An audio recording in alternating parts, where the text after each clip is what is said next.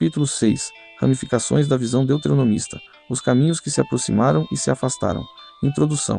A proximidade que gera conflito, no capítulo anterior. Afirmei que esta é uma das visões que mais produz ramificações, e de fato é.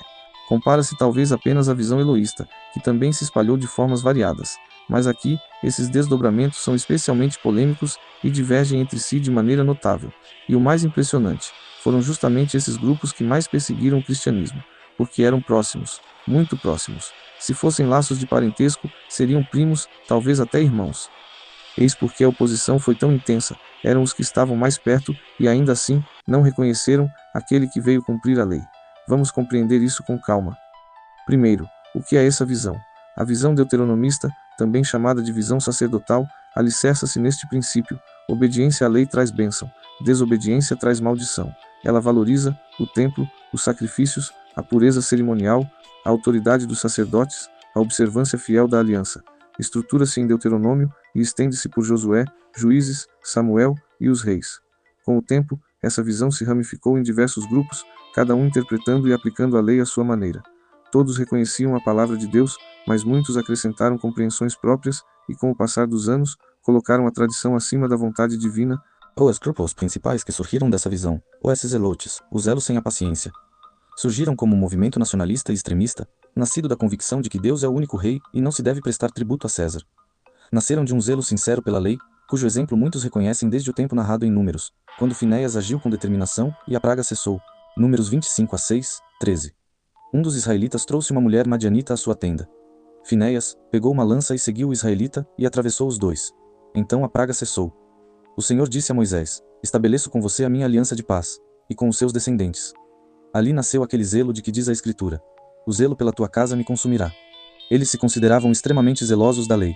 Defendiam o mandamento de Deus acima de qualquer autoridade humana, a fidelidade como exigência de libertação armada, a bênção e a maldição como motor de revolução política. Mas aqui está o perigo. Deus é zeloso, sim, mas ele também é paciente, misericordioso e benigno. O zelo divino não é idêntico ao zelo humano radical. Esqueceram que o reino de Deus não é deste mundo. Pensaram que poderiam conquistar a salvação pela espada, pelo extremismo. E a revelação do cristianismo mostraria que o verdadeiro zelo nunca se opõe à misericórdia. Os fariseus começaram bem, mas a tradição pesou mais que a lei. Surgiram como movimento de purificação e separação frente à influência grega e romana. Não eram sacerdotes, mas leigos dedicados ao estudo e à observância da lei.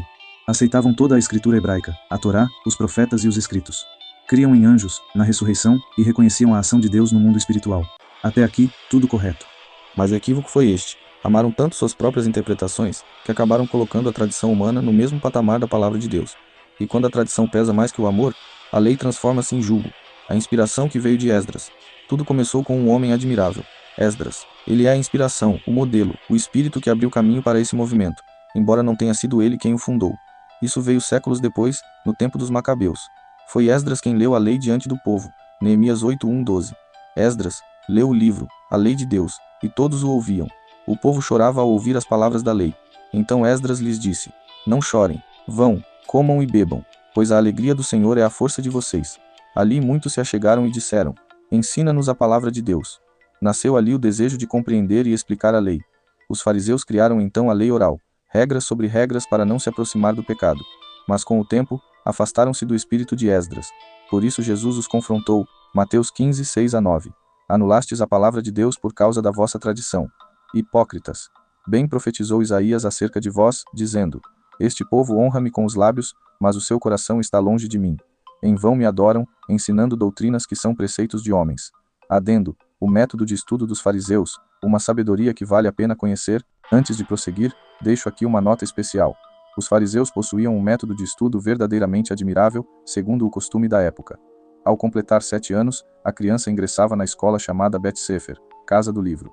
Ali, dos 7 aos 10 anos, estudava a Torá, Gênesis, Êxodo, Levítico, Números, Deuteronômio, toda a lei, desde tenra idade. Aos 10 anos, realizava-se uma avaliação oral. O mestre observava cada aluno e discernia quem possuía vocação para aprofundar. A partir daí, abriam-se 2 caminhos. Para a maioria, aprendiam os estatutos da vida, a sabedoria para viver, amar e cuidar do lar e da família. Não era perda. Era também sabedoria de Deus para uma vida plena. Para os que demonstravam vocação especial, seguiam para o nível seguinte, a escola dos discípulos. Ali, aos pés de um doutor da lei, estudavam toda a escritura, a Torá, os profetas e os escritos. Para clareza, a Torá aos 5 livros de Moisés, Gênesis a Deuteronômio.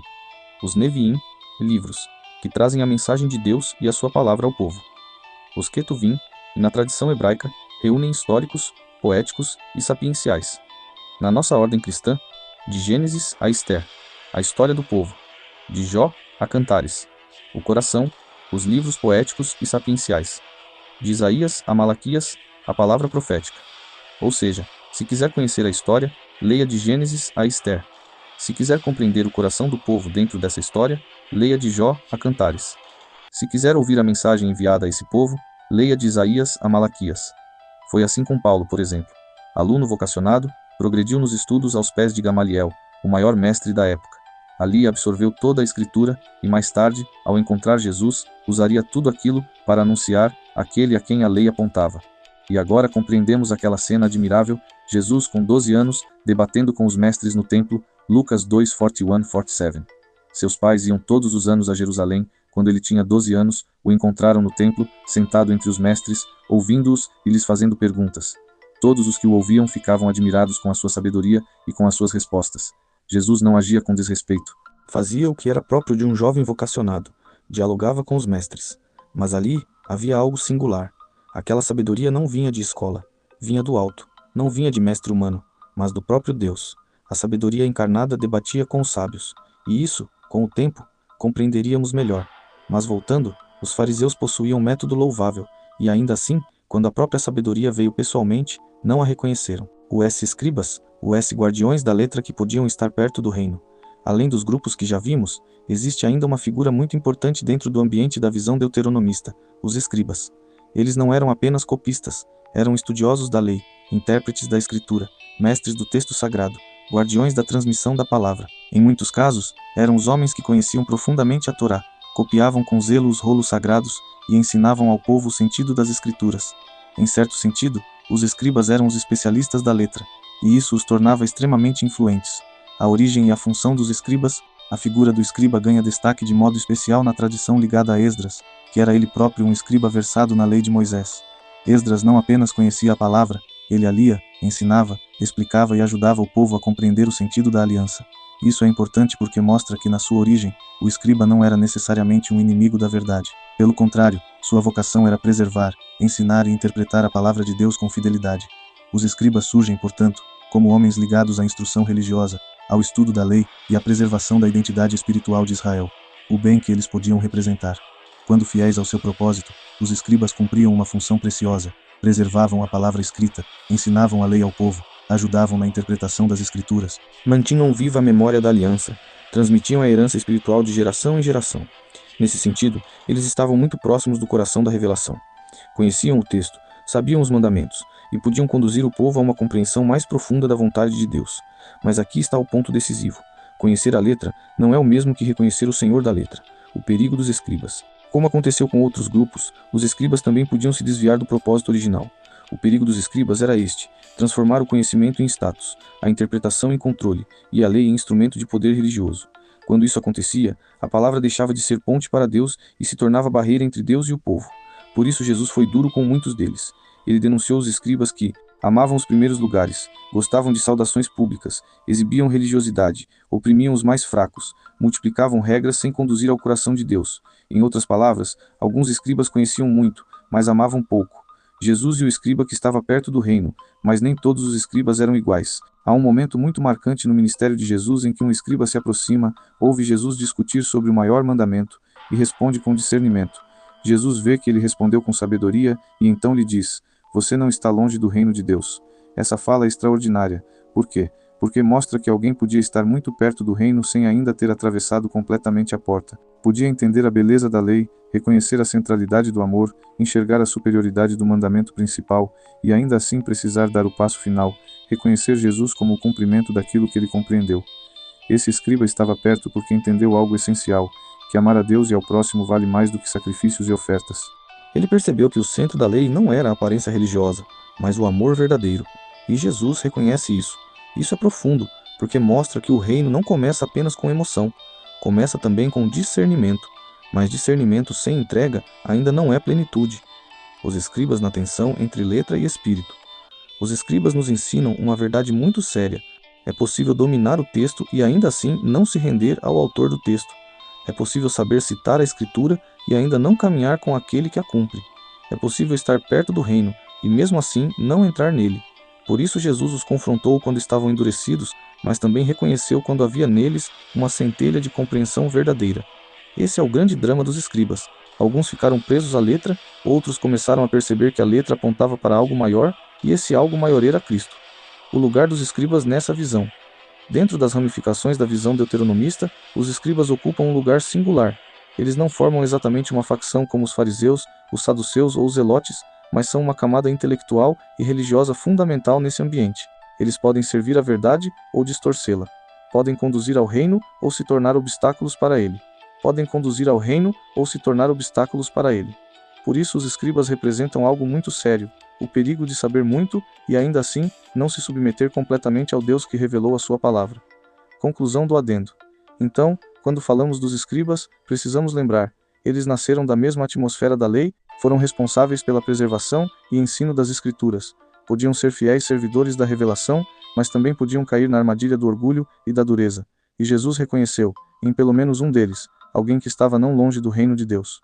Essa fala de Jesus é belíssima porque mostra que o reino estava ali, à porta, diante da compreensão daquele homem. Mas também nos alerta. Estar perto não é o mesmo que entrar. Entender não é o mesmo que se render. Conhecer a lei não é o mesmo que reconhecer o Cristo da lei. Esses saduceus tinham a verdade nas mãos e a rejeitaram, vinculados às famílias sacerdotais e à elite do templo. Os saduceus ocupavam um lugar de influência religiosa e política muito forte em Israel. Eles aceitavam apenas os 5 livros de Moisés como autoridade. Rejeitavam a tradição oral. Negavam a ressurreição, a existência de anjos e de espíritos, queriam preservar o sistema do templo como centro de tudo. Confiavam apenas no código cerimonial, mas perderam a esperança da promessa futura. Eis o mais impressionante. Na própria Torá que diziam defender, há anjos, Jacó os viu subindo e descendo. Abraão foi visitado por eles. E a ressurreição está implícita na lei. Como Jesus mesmo demonstrou, Deus não é Deus de mortos, mas de vivos. O erro deles foi mais grave. Tinham a verdade diante dos olhos e não a reconheceram. Não lhes faltou escritura, faltou-lhes discernir aquele a quem a lei apontava. Eles preservaram a forma, mas perderam a expectativa. Guardaram a letra, mas rejeitaram a esperança. E por isso, quando a promessa se cumpriu em Cristo, não perceberam que aquele que estava diante deles era exatamente o cumprimento do que diziam proteger. Foi Paulo quem os confrontou com brilho. Atos 23:6-8. Paulo clamou: estou sendo julgado por causa da esperança e da ressurreição dos mortos. Os saduceus dizem que não há ressurreição, nem anjo, nem espírito, mas os fariseus creem em ambas as coisas. E a verdade da ressurreição foi confirmada por Paulo também em Corinto, de uma vez por todas. 1 Coríntios 15:14-17. E se Cristo não ressuscitou, a nossa pregação é inútil, e a fé de vocês também é inútil. Se Cristo não ressuscitou, a fé de vocês é vã, e vocês ainda estão nos seus pecados. Em resumo, o erro dos fariseus foi acrescentar à lei o que Deus não ordenou. O erro dos saduceus foi retirar da lei o que Deus já havia revelado. Um pesou demais, o outro tirou de menos, e ambos erraram. Os herodianos, fé vendida ao poder. Outro grupo que nasceu nesse ambiente foi o dos herodianos.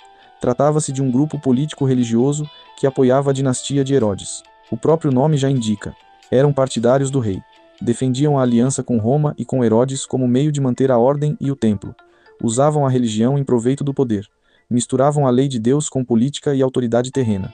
Não buscavam o reino de Deus, mas o reino de Herodes. Estavam mais do lado de Roma e da realeza do que do lado de Deus e do povo. Trocaram a aliança por vantagens terrenas. Aqui aparece um perigo muito sério. Quando a fé se submete ao poder, ela deixa de servir a Deus e passa a servir conveniências humanas. Os herodianos mostram como a visão deuteronomista pode ser corrompida quando a obediência à aliança é substituída pela busca de estabilidade, status e proteção política. Os essênios fugiram do mundo ao invés de servir nele. Os essênios seguiram em outra direção, afastaram-se da sociedade e habitaram a região desértica de Qumran, por considerarem o templo e os sacerdotes impuros. Viviam em rigorosa pureza, em comunidade, esperando o juízo de Deus que destruiria os maus e restauraria os justos. Deixaram manuscritos extraordinários, os manuscritos do Mar Morto, tesouros que até hoje nos ensinam muito. Amavam a lei, mas isolaram-se ao invés de servir ao povo. Aguardavam o Salvador, mas não o reconheceram quando ele veio. Eles representam um tipo de reação muito humana e muito religiosa ao mesmo tempo, diante da corrupção do mundo. Preferiram se retirar, preservar-se e aguardar. Mas o reino de Deus não foi dado para ser apenas preservado em isolamento, ele foi dado para ser testemunhado no meio da história. Muitos supõem que João Batista pertencia a esse grupo, mas a Bíblia não o confirma. E há diferença clara: os essênios afastaram-se do povo para se purificar. João foi ao deserto ser preparado por Deus e depois voltou ao povo proclamando: arrependam-se. Um fugiu, o outro preparou o caminho. Essa diferença é muito importante, porque mostra que nem todo retiro espiritual tem a mesma finalidade. Um pode ser fuga, o outro pode ser preparação para o serviço. Resumo: todos partiram da mesma raiz, todos esses grupos nasceram da mesma base: a lei, a aliança, a visão deuteronomista. Mas cada um seguiu por caminho próprio. Saduceus, só templo e sacrifícios, sem esperança futura. Fariseus, lei mais tradição, mas pesada demais. Zelotes, lei transformada em espada. E revolução. Essênios, lei vivida em isolamento, afastados do mundo. Herodianos, lei misturada com poder e política. Todos leram a mesma lei. Todos estudaram os mesmos profetas. Mas nenhum reconheceu Jesus como o cumprimento de tudo o que a palavra prometia. Porque a visão deuteronomista, quando se fecha na letra e não se abre ao espírito, perde o sentido. Jesus é o cumprimento da lei e dos profetas. Assim como vimos nas visões Eloísta e Javista, também aqui se repete: muitos partem da mesma raiz, mas cada um toma rumo diverso. Uns confiam no templo, outros na tradição, outros na espada, outros no isolamento, outros no poder terreno. Mas a lei não foi dada para ser fim em si mesma. Foi dada para conduzir a Cristo. E sem ele, a própria lei torna-se véu que impede de ver aquele a quem ela aponta. A palavra nos garante: o que procede de Deus permanece, o que é invenção humana cai por terra. Como proclamou o profeta, Isaías 48, seca-se a erva e caem as flores, mas a palavra do nosso Deus permanece para sempre. O cristianismo foi perseguido por todos esses grupos. Chamavam-no de seita, mas os discípulos se identificavam como o caminho, porque Jesus declarou: eu sou o caminho, a verdade e a vida. Para os opositores era rótulo, para nós é a própria vida. Atos 24:14. Confesso-te isto, que seguindo o caminho, a que eles chamam seita, assim sirvo ao Deus de nossos pais. 5 ramificações brotaram da mesma raiz, 4 se quebraram, uma permaneceu, não por força própria, mas porque essa continuidade pertencia àquele de quem toda a lei falava, e permanece até hoje. O cristianismo é a maior fé do mundo.